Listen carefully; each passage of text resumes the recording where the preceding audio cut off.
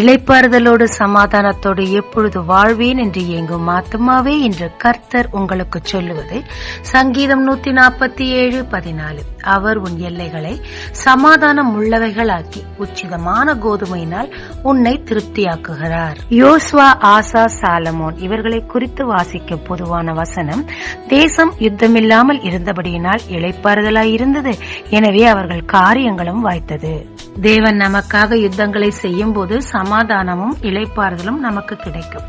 அதற்கு தேவ திட்டத்தின்படி சித்தத்தின்படி நாம் காரியங்களை செய்யும் போது அவர் நமக்காக யுத்தம் செய்து தடைகளை அகற்றி நம் காரியங்களை ஃபுல் போக்கஸ்டா செய்ய வைப்பாருங்க.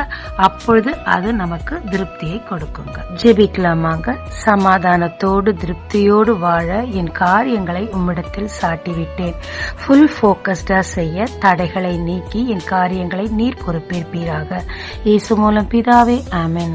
இயேசு கிறிஸ்துவின் நாமத்தில் இந்த நாளில் உங்களை ஆசீர்வதிக்கும் ஜீசஸ் விஷன்.